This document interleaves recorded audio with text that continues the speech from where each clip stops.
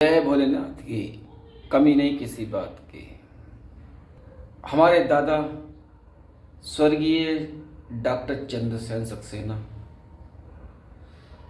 11 वर्ष की आयु में उन्होंने हमें धर्म, कर्म, शक्ति, हकीरी, फकीरी, मुक्ति का मार्ग का सारा ज्ञान दिया था। आज उस ज्ञान की हम चर्चा इसलिए कर रहे हैं क्योंकि अब इसकी हमें बहुत ज़्यादा आवश्यकता हो गई है बताना। लोग बड़ा ज्ञान दे रहे हैं हमें ज्ञान की बातें बता रहे हैं। आप ये ऋषियों सक्सेना हिंदुस्तान के एक एक व्यक्ति से, एक एक भगवाधारी से, एक एक हिंदुस्तान के हर उस व्यक्ति से क्वेश्चन करेगा कि बताइए धर्म कहाँ है, कर्म कहाँ है, शक्ति कहाँ है, हकीरी कहाँ है, फकीरी कहाँ है, मुक्ति कहाँ है, मोक्ष कहाँ है। हमारे दादा जब हम 11 वर्ष की आयु थे तो पता कर सकते हैं हमारी माता जी से, वो कहते थे कि ऋषियों को एक ऐसा व्यक्ति बना के जाऊंगा कि जो एक नई दिशा और नया प्रारूप देगा लोगों को। तो धर्म क्या है, बहुत छोटी सी भाषा में बता रहे हैं, वरना इसको हम कई कहानियों के रूप में बता सकते हैं।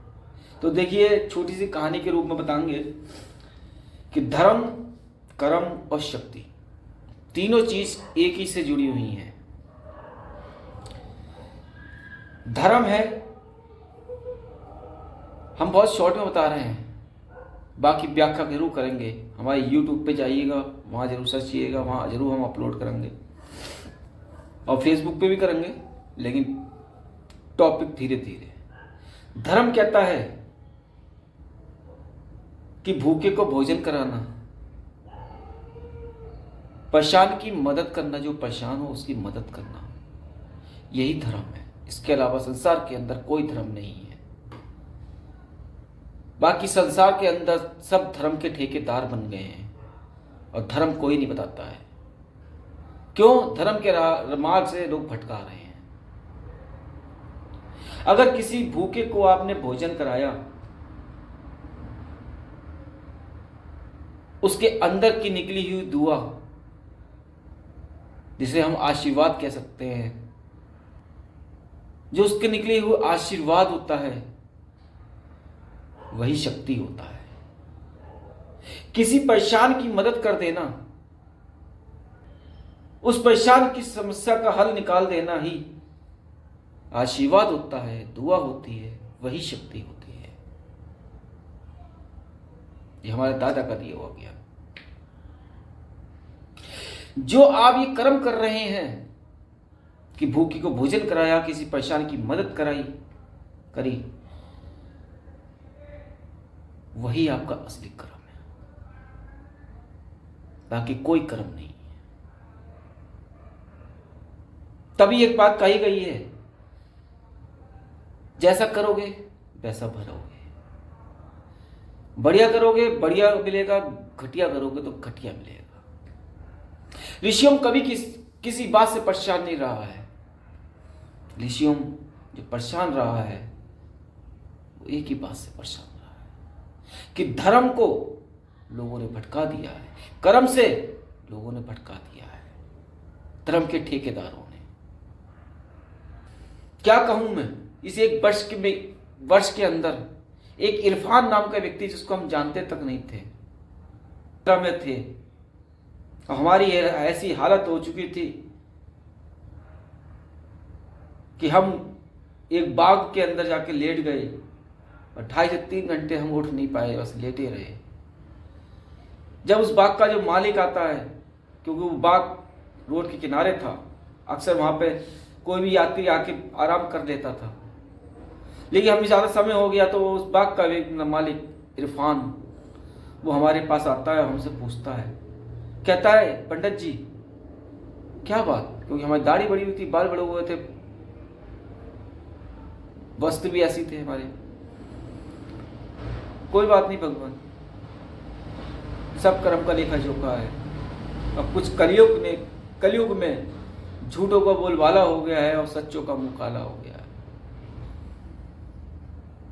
तो उसने हमारा चेहरा पड़ा, बोला, पूरा पंडित जी हमें ऐसा प्रतीत होता है कि आपने भोजन नहीं किया है। मैंने हाँ भगवान, झूठ हम बोलते नहीं है, हाँ हमने भोजन तो नहीं किया है। बोला कब से नहीं किया है? हमने बोला आज हमें 4 दिन हो गए हैं, एक अन्न का दाना भी हमारे पेट में नहीं गया है और हम अपनी यात्रा में हैं, यात्रा भी हम रोक नहीं सकते।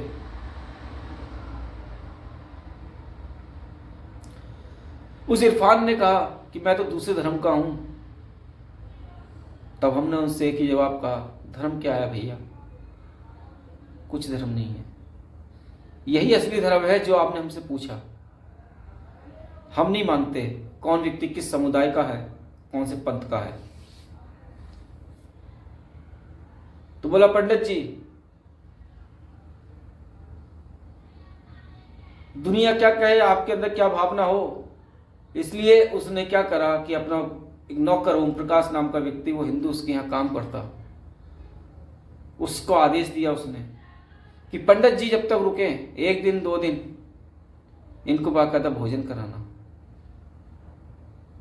उसने तुरंत कहा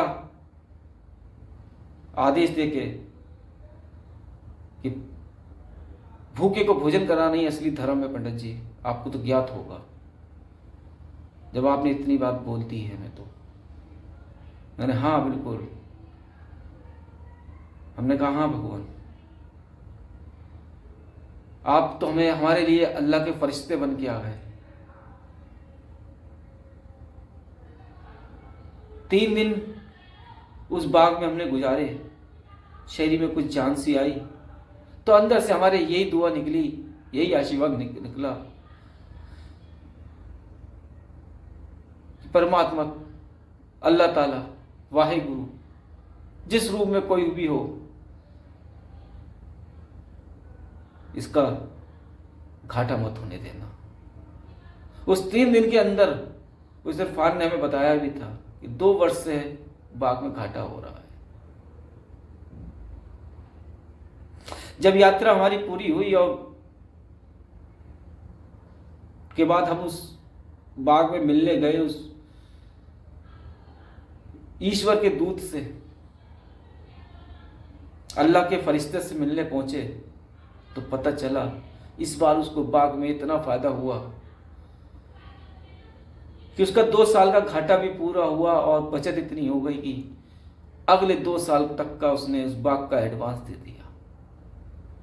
कहने का अर्थ समझना साथियों, ये जो हिंदू शब्द पे, मुस्लिम शब्द पे, सिख धर्म पे, ईसाई धर्म पे लोग जो भटका रहे हैं, धर्म के ठेकेदार बन गए हैं, इनको खुद नहीं पता है कि धर्म क्या है।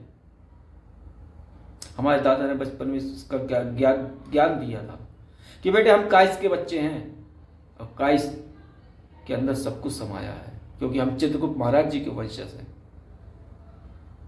जिनसे कुछ नहीं छुप रह सकता। धर्म, कर्म और शक्ति, ये देखिएगा, उसने, उसका कर्म था कि भूखे को भोजन कराना, ये उसने कर्म करा, यही उसका धर्म था, परेशान व्यक्ति की मदद करना। और अंदर की निकली ही दुआ और विनती ही उसके लिए शक्ति बन के खड़ी हो गई और उसको कार्य की पूरा किया, उसका फायदे में लाके खड़ा किया। ये घटना हम अपने आप से बता रहे हैं। धर्म, कर्म और शक्ति यही है।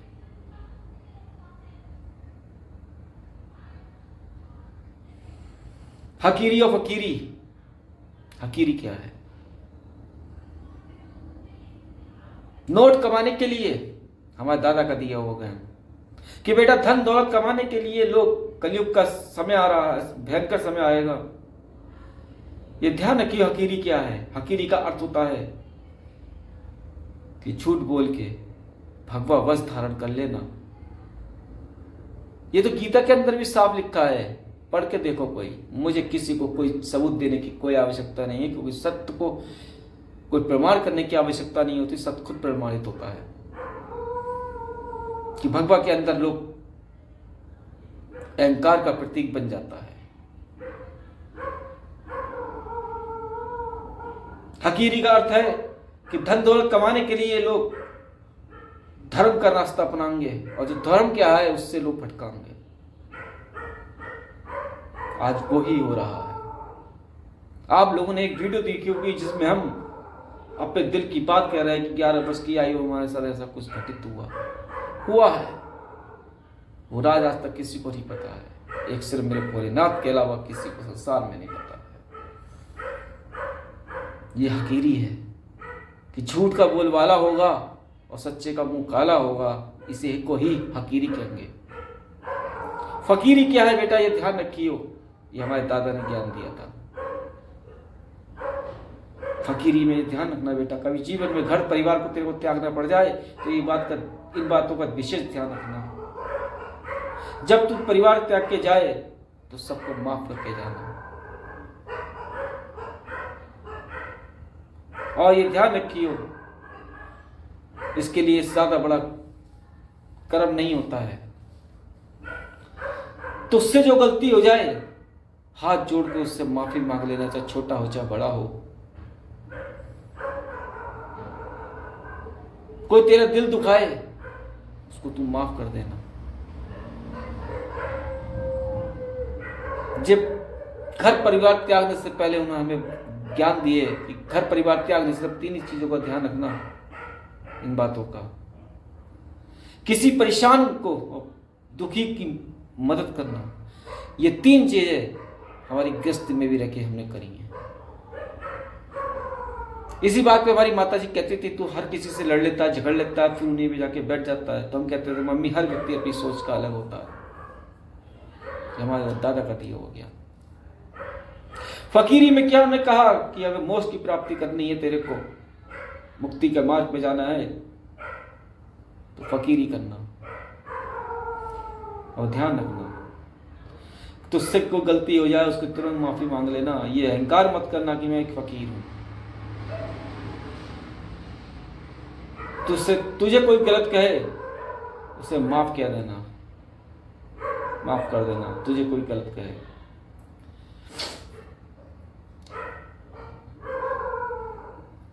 अपने ईश्वर पे, अपने इष्ट पे विश्वास रखना, उसका साथ कभी मत छोड़ना।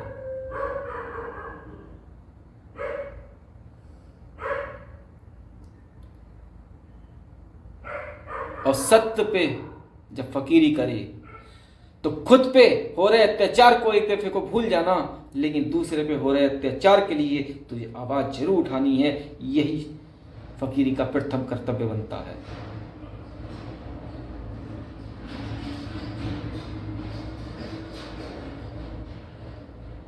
तो साथियों, क्या है किसी फकीरी लोगों ने भगवा धारण कर लिया, बस धारण कर लिया और बन गए पुजारी, भक्त, धर्म के ठेकेदार। बेटा तेरे को मैं टोटल 7 बातें बता के जा रहा हूं, इसको हमेशा याद रखना। अपने धर्म क्या है, अपना कर्म क्या है, अपनी शक्ति क्या है, तेरे को बता दी। अपनी गलती हो तो उसे माफ कर, उसकी माफी मांगना, चाहे छोटा हो चाहे बड़ा हो। दूसरों को माफ करना सीख लेना। सत्य के खातिर आवाज उठाना, जो सबसे कठिन होता है। कर्म करते जाना और सब कुछ अपने ईश्वर के ऊपर छोड़ देना। तो ये ऋषियों सक्सेना अगर बात करें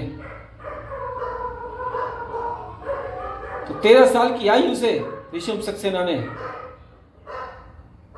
गुप्त में फकीरी करी है, जो आज एक बहुत बड़ी घुटन जीवन में बन के रह गई हमारे।